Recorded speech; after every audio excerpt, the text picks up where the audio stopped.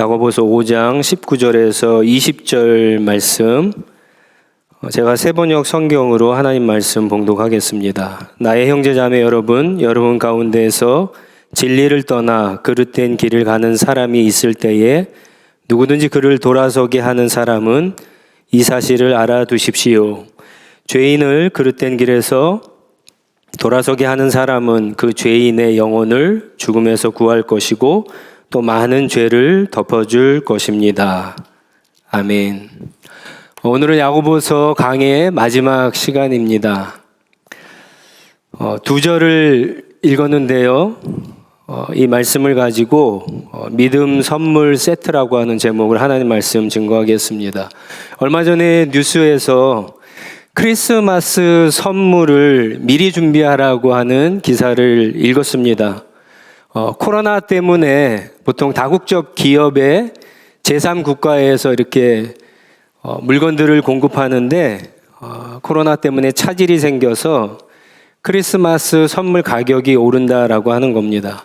그렇지 않아도 요즘에 건축 자재 값도 많이 오르고 또 자동차를 사도 몇 달이 지나야 자동차를 받을 수 있다는 이야기가 들리는데 좋은 뉴스는 아니지만 크리스마스 선물을 미리 준비하는 것도 나쁘진 않을 것 같습니다.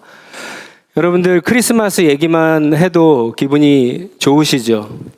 혹시 여러분들은 크리스마스 선물 중에 자기가 받은 선물 중에 최고의 선물이 어떤 선물이었습니까? 저에게는 최고의 크리스마스 선물은 종합 선물 세트였습니다.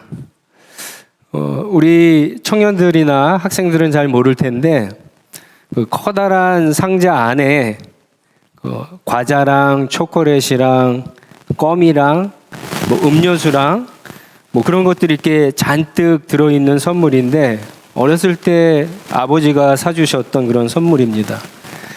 이 선물 하나 받으면 세상을 다 얻은 것 같죠. 이 선물을 숨겨두고 두고두고 하나씩 이렇게 꺼내 먹었던 그런 기억이 납니다. 어느 날에는 몰래 아껴뒀던 선물을 과자를 꺼내 먹으려고 봤는데 과자가 없는 거예요. 형이 몰래 아마 꺼내 먹은 것 같은데 그래서 한참 동안 울었던 그런 기억이 있습니다. 저는 이 선물을 받았던 추억 때문에, 좋은 추억 때문에 매년 여기는 캐나다는 그런 게 없잖아요. 할로윈 때에 무슨 초콜릿이나 과자 선물 세트는 나오는데 모든 것이 다 들어있는 선물 세트는 없어서 크리스마스 되면은 제가 매년 직접 만들어 갖고 저희 아이들에게 선물을 주곤 합니다. 제가 왜 선물 얘기를 하냐면은요, 오늘 우리가 읽은 이 본문 말씀이 믿음 종합 선물 세트와 같습니다. 야고보는 야고보서를 마무리하면서 한 가지 권면을 합니다. 근데 여러분, 이 권면도 우리가 처음에 이야기했던 오래 참고 견디고 기도하라고 하는 것과 전혀 상관이 없는 그런 내용 같습니다. 무슨 권면이냐 하면은 진리를 떠나서 잘못된 길로 가고 있는 형제 자매들이 있으면 그들을 그냥 두지 말고 그 길에서 돌아서게 하라라고 하는 권면입니다. 왜 또 갑자기 더군다나 편지를 끌어내면서 가장 중요한 마지막 권면을 이런 것을 할까?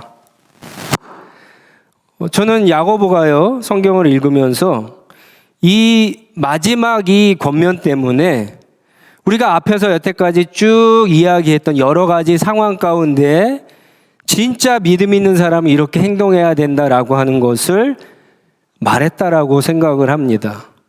그리고 결국 마지막 이 권면을 잘 순종하고 믿음으로 행하기 위해서는 앞에서 말했던 모든 믿음의 행동들이 다 필요하다는 것을 야고보가 이야기하고 있는 겁니다. 그래서 이 권면은요, 모든 믿음의 행동들이 들어있는 믿음 종합 세트와 같은 겁니다. 우리가 지금 예배를 드리고 있지만 우리 신앙생활에 중요한 어떤 행동들이 있잖아요. 그런 것들이 다 예배에 녹아 있잖아요. 하나님의 말씀이 있죠, 예배에. 찬양이 있어요. 기도가 있어요. 성도 안에 교제가 있어요. 성만찬이 있어요. 예배가 끝난 후에 성도들의 펠로우십이 있어요. 마치 그런 것처럼 믿음의 모든 행동들이 하나로 녹아 있는 것이 잘못된 길을 가고 있는 형제 자매들을 돌이키는데 그것들이 필요하다라고 하는 것을 야고보가 이야기하고 있습니다. 이 야고보서가 쓰여졌던 시대는요, 당시 흩어져 있던 교회들이 굉장히 어렵고 힘든 상황이었습니다. 복음이 전파되면서 예루살렘뿐만 아니라 사마리아와 그리고 이방 지역까지 교회가 세워지기 시작했습니다. 많은 유대인들과 이방인들이 예수님을 믿고 교회 안에 들어오게 되었습니다. 그런데 얼마 후에 로마 제국의 박해가 핍박이 점점 심해지면서 그들이 그만 그것을 견디지 못하고 하나 둘씩 다시 유대교로, 다시 이방 종교로 교회를 떠나는 일들이 일어나기 시작했습니다. 특히 교회 안에 몰래 들어온 이단 사상에 빠져갖고 교회를 떠나는 형제 자매들이 늘어가고 있었는데 교회는요, 성도들은 이들을 보면서 안타깝다라고 생각했던 사람들도 있었지만 또 교회 안에 어떤 신자들은요, 그들이 예수님을 배신했다고, 그들이 교회를 배신했다고, 그들을 정죄하고 그들을 쉽게 판단하는 그러한 신자들도 있었습니다. 야고보는 그러한 태도가 진짜 믿음 있는 사람의 행동이 아니다라고 지금 이야기하고 권면하고 있는 겁니다. 그래서 야고보는 누군가가 교회 안에서 어떤 이유 때문에 미혹을 받아서 어떤 박해 때문에 교회를 떠나 죄와 사망의 길로 가고 있을 때 그냥 정죄하거나 그냥 바라만 보고 있지 말고 그들을 다시 돌아오게 하라고 그렇게 권면하고 있는 겁니다.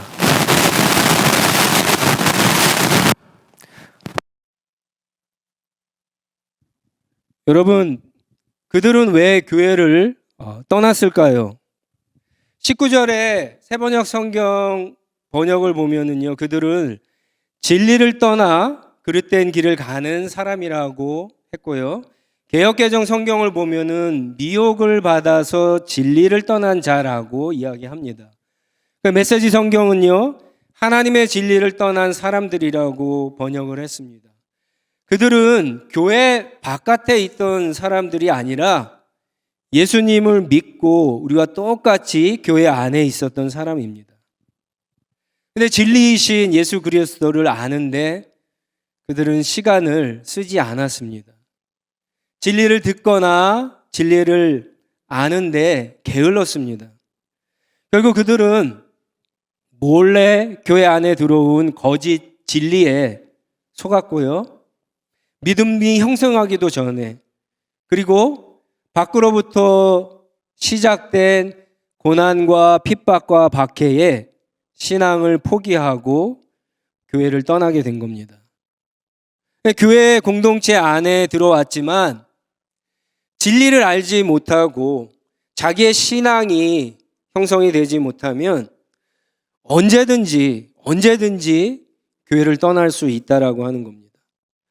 여러분, 우리 주위를 보세요. 오늘날 유튜브나 가짜 뉴스나 또 우리가 읽는 어떤 신앙 서적이라고 할지라도 한쪽으로 치우친 책들이 얼마나 많습니까? 여러분, 그것들을 구별하실 수 있으세요?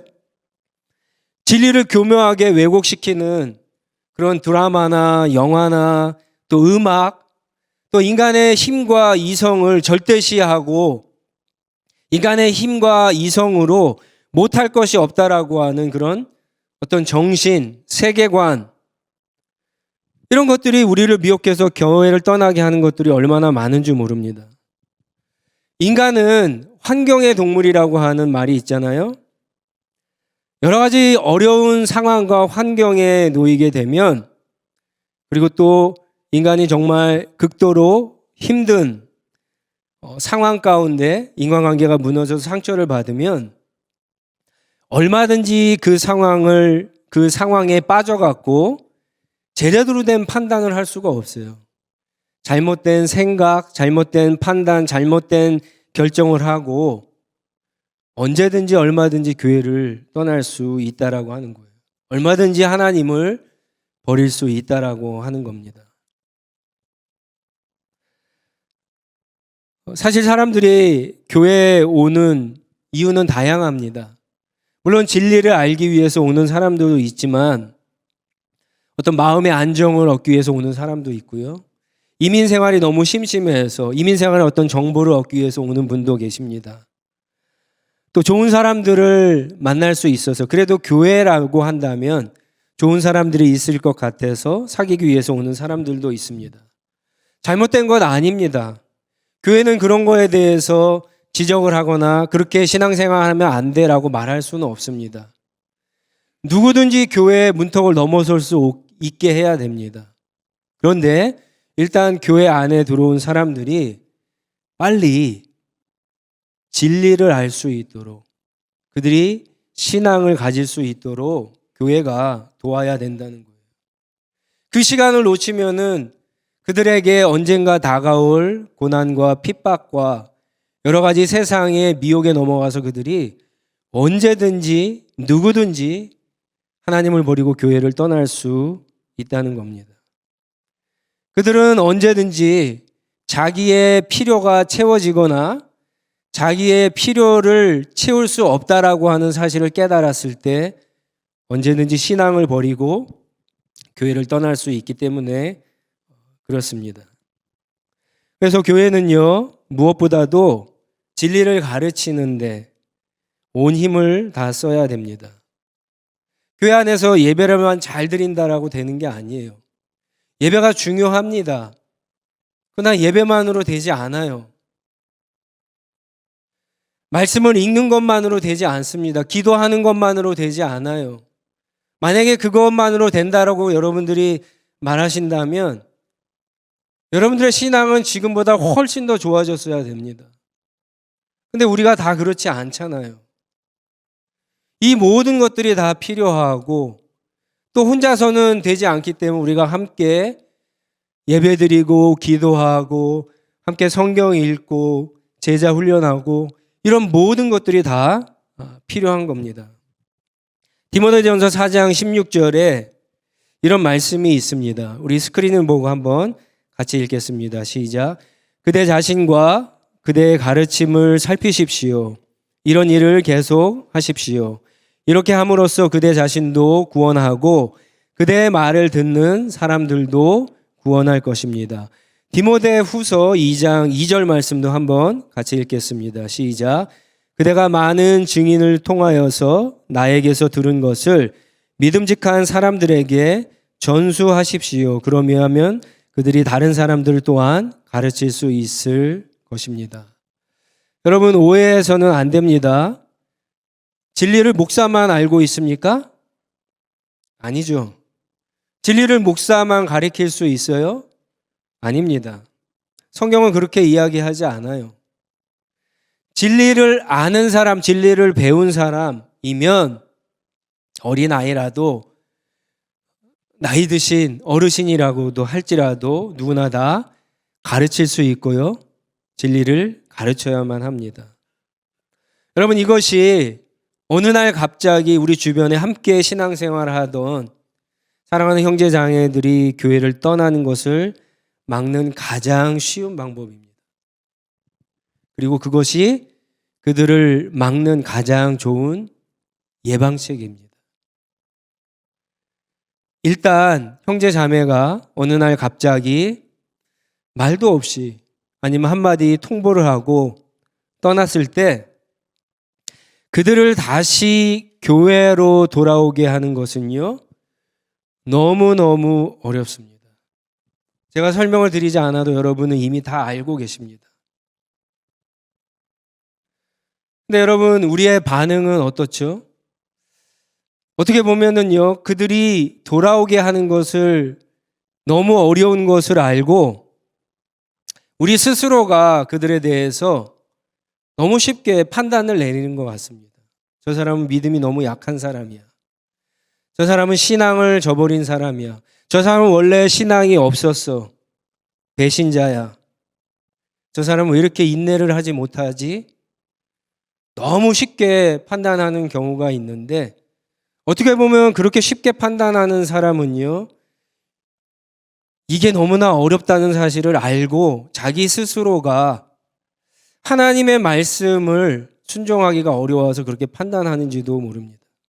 야고보는 그렇게 교인들에게 그렇게 쉽게 빨리 판단하지 말라고 이야기하는 거예요.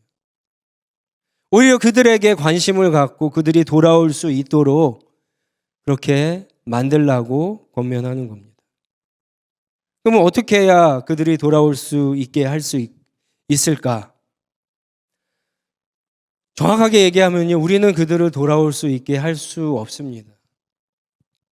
만약에 그들이 죄를 지으고 그들이 잘못을 했다면 우리 가운데 어느 누구도 그들의 죄와 잘못을 용서할 수 있는 권한이나 능력이 없기 때문에 그렇습니다. 근데 우리가 아는 게 한 가지 있죠. 우리는 못하지만 하나님은 하실 수 있잖아요. 그리고 하나님은 우리로 하여금 그 일을 하시기를 원한다는 사실을 우리는 이미 알고 있다는 사실이에요. 그래서 우리는 이 말씀에 순종해서 어느 날 갑자기 교회를 떠난 형제 자매들이 돌아올 수 있도록 힘을 써야 합니다. 이게 바로 진짜 믿음을 가진 사람들, 하나님의 마음과 하나님의 은혜를 아는 사람들이 취해야 할 행동이에요. 이런 사람들은 첫째로 기도합니다. 여러분, 야고보서에서 기도에 대한 내용들이 많이 나오죠? 전혀 별교의 문제가 아니에요. 바로 그렇기 때문에 기도해야 돼요. 일단 미혹에 빠져서 교회를 떠난 사람은요, 올바른 신앙 안에서 자기 자신이 위험하다는 느끼고 기도하거나 기도를 교회에 요청할 수 있는 상황이 안 됩니다. 만약에 그렇게 할 수 있다면 어느 날 갑자기 교회를 떠나지도 않았을 거예요. 마치 양 무리에 속해 있다가 한 양이 길을 잃어버린 것과 마찬가지죠. 양은 스스로 그 무리로 다시 돌아오는 것이 거의 불가능합니다. 교회는 이런 사람들을 위해 그래서 특별히 중보기도 해야 됩니다.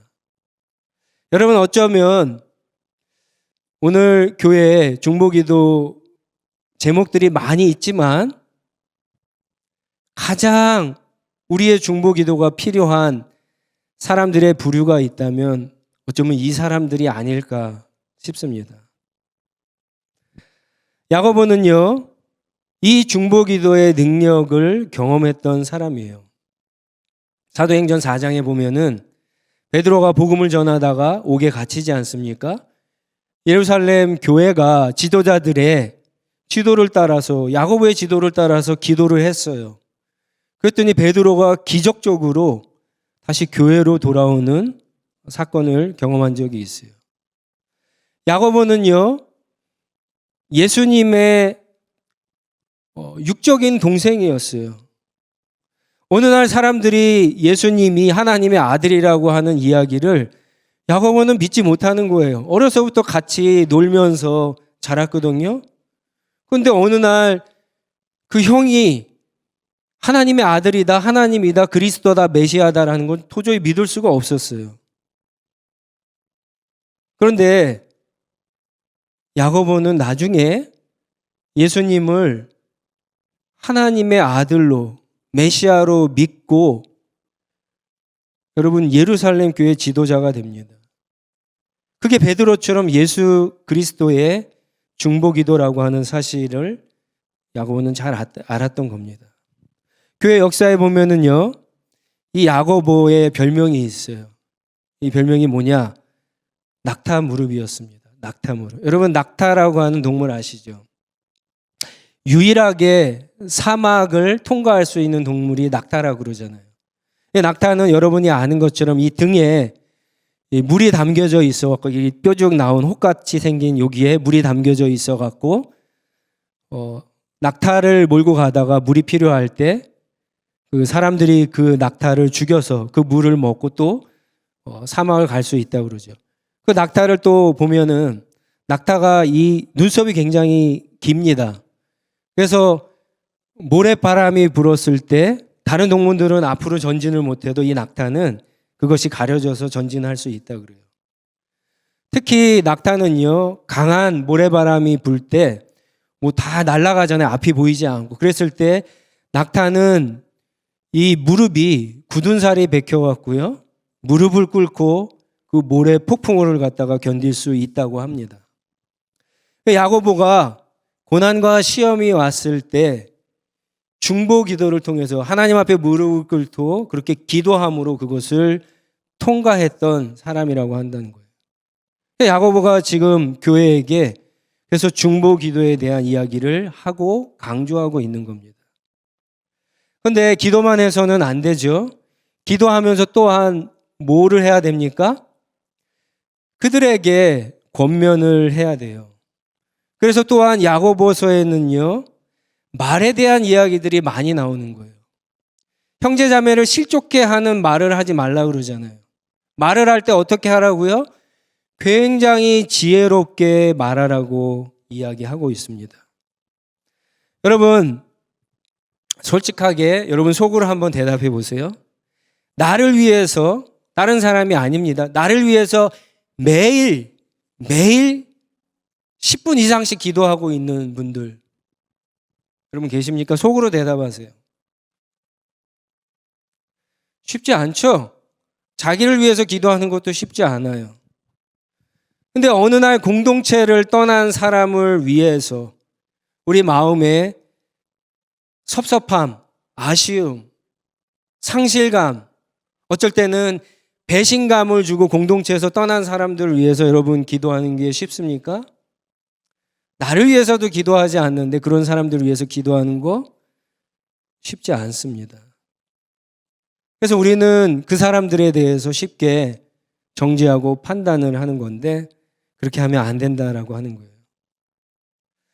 그들도 어떻게 보면은요, 하나님 앞에서 보면 내가 가지고 있는 믿음과 그 사람의 믿음이 별반 차이가 없어요. 그 사람의 믿음이 틀린 것이 아니라 그 사람의 믿음이 부족하거나 아니면 다른 거겠죠.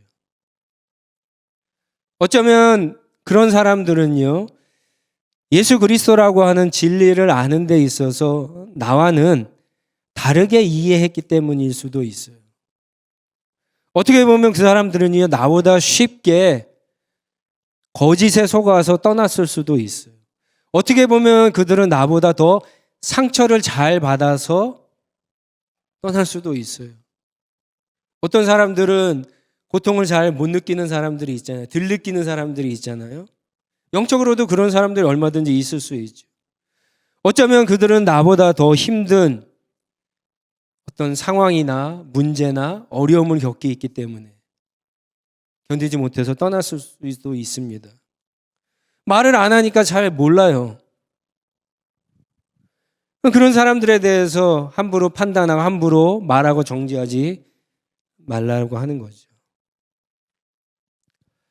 보통 교회를 떠난 사람들은요, 자신이 하는 일이 잘못됐다라는 생각조차 잘 못합니다. 하나님에 대해서는 어떤 일말의 믿음이 있으면 죄송하고 내가 교회를 떠나도 하나님의 은혜를 받을 수 있을까라고 하는 불안감은 있을 수 있어요. 그렇지만 자기가 교회 앞에 큰 잘못을 저질렀다라는 생각을 하지는 않습니다. 그리고 자기는 물론이고 주위에 있는 사람들에게 어떤 나쁜 영향을 줄 수 있다는 생각도 잘 못합니다. 그런 사람들에게 비난과 정죄와 훈계와 어떤 위협과 어떤 심판의 말을 하는 것은 지금 그 사람의 영혼에 어떤 지옥의 불이 붙었는데 거기에 휘발유를 부어넣는 것과 마찬가지예요.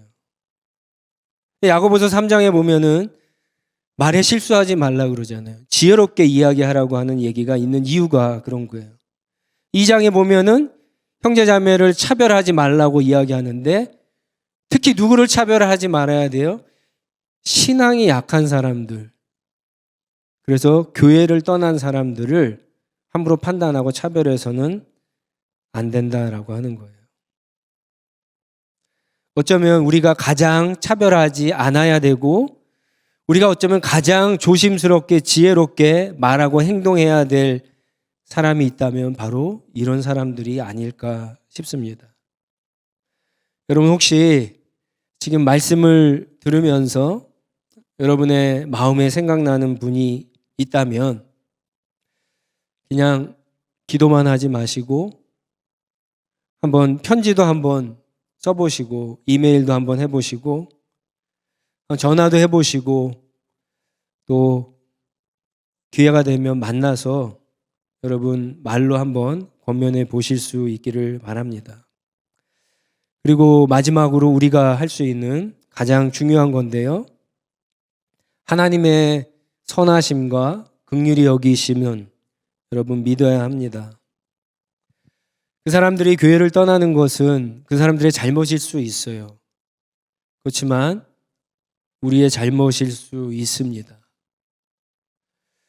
목회자로서 저는요, 교회 사역을 하면서 가장 가슴이 아플 때가 이때입니다.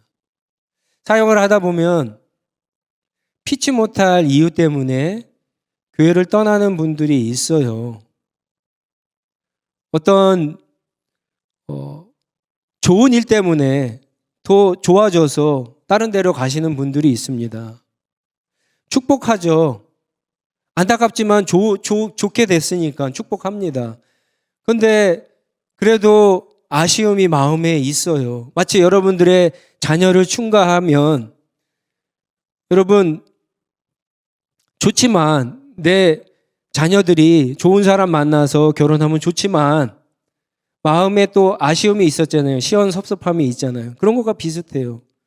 근데 여러분 어느 날 갑자기 함께 신앙생활 하던 성도가 아무 말도 없이 이유도 없이 여러분 교회를 떠났을 때 여러분 정말 가슴이 아픈 거예요. 근데 이거는 목회자만 느껴야 되는 감정이 아닙니다. 야고보가 지금 이런 이야기를 하는 것은요, 모든 성도 교회가 동일하게 이 감정을 느껴야 된다라고 하는 거예요. 성도들이 떠나면 마음속으로 그런 생각을 해봐요. 내가 혹시 무슨 실수를 했나?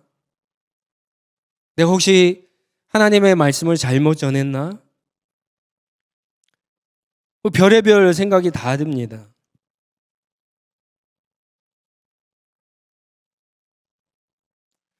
근데 목회자만 가져야 되는 생각이 아니라 우리 모두가 가져야 되는 마음입니다. 여러분 이런 마음이 들었을 때 지금 야고보가 하는 성경이 하는 권면을 우리가 이제 실천할 수가 있는 거예요. 그리고 이런 마음을 주시는 하나님이 우리가 그들을 위해서 기도하고 그들에게 권면하고 그들을 찾아가고 그랬을 때 하나님이 우리를 사용하셔서 그들을 다시 돌이키게 하는 그런 놀라운 역사들이 나타날 수 있는 겁니다.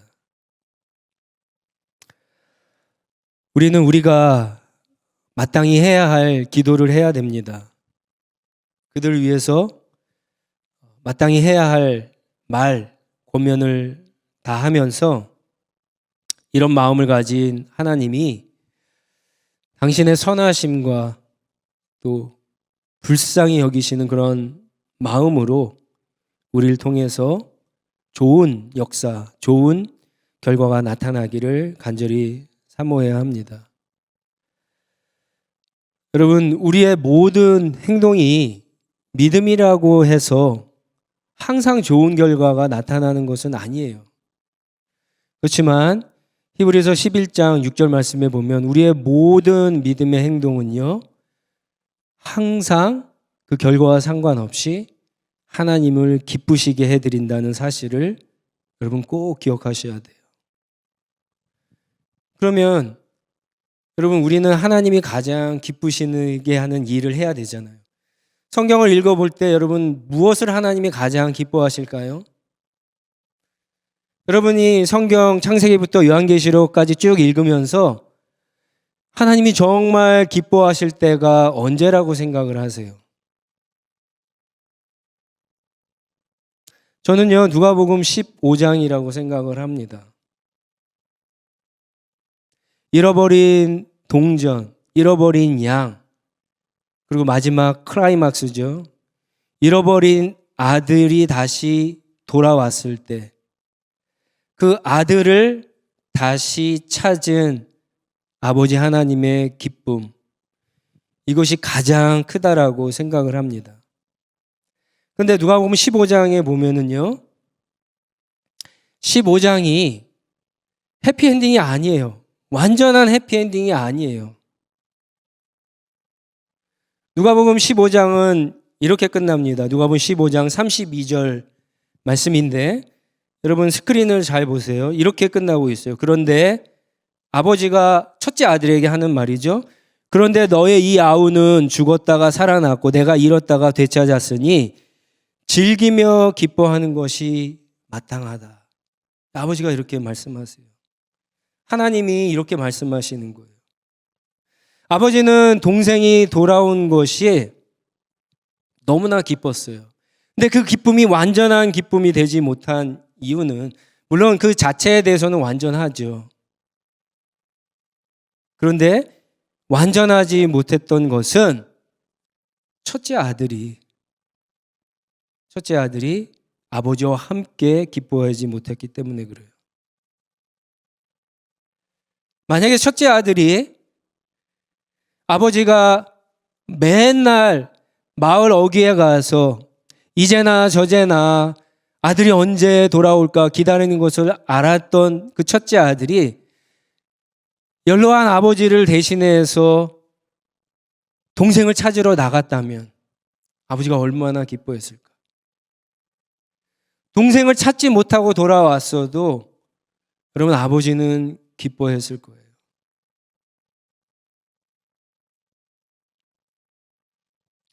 그런데 동생이 돌아왔는데 기뻐하기는커녕 관심을 갖기는커녕 잔치에 참여하지도 않고 못마땅하게 한 것이 아버지에게 큰 실망이 된 겁니다.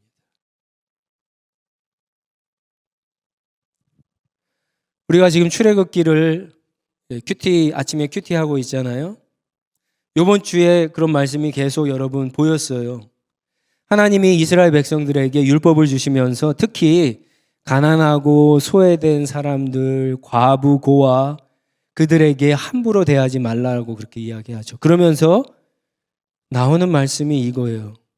너희도 전에는 다 나그네였다. 그러니까 함부로 하지 말라고 그렇게 말씀을 하세요.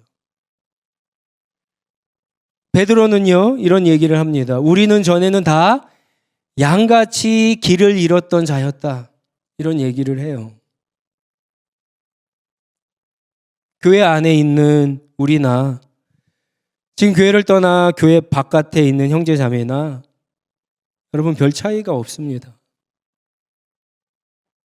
교회 안에 있다고 해서 우리가 그들보다 우월하다고 교만한 마음을 가질 필요도 그들을 함부로 정죄할 마음을 가져서도 안 됩니다.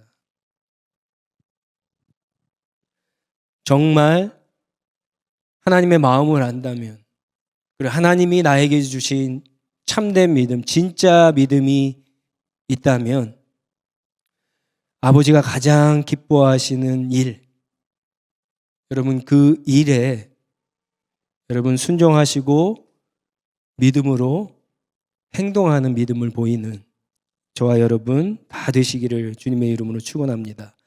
같이 기도하겠습니다. 다 같이 일어나셔서 우리 기도하겠는데요. 이 시간에는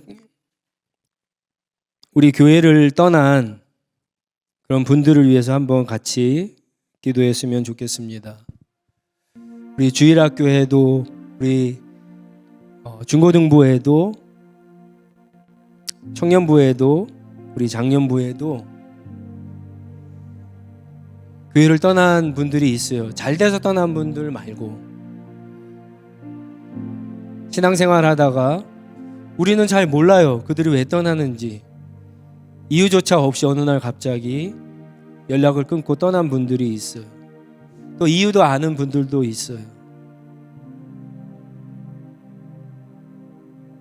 근데 여러분 조금만 생각해 보시면 함께 신앙생활 했던 분들이잖아요. 조금 넓히면요, 그들이 여러분들 가정 안에도 있을 수 있어요. 가족일 수도 있고 친구일 수도 있어요. 어떨 때 나와 같이 기도 제목을 나누고 같이 손 붙잡고 기도하던 분들인데, 신앙생활하면서 함께 울고 울었던 분들인데 어느 날 갑자기 떠났어요.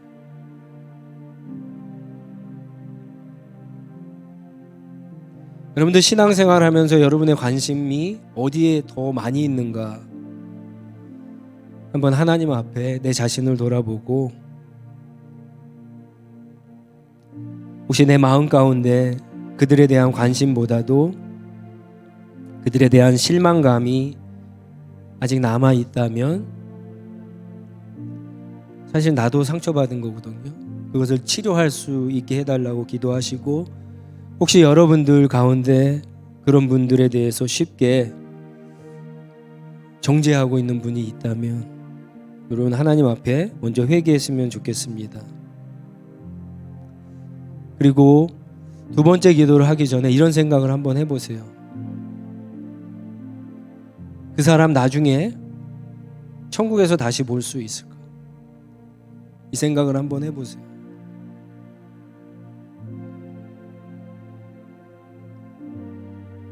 여러분 괜찮습니까? 그 사람 못 봐도? 여러분 지금 왜 여러분이 이 말씀을 듣는 중에 생각나는 분들 하나님이 떠오르게 하셨을까요?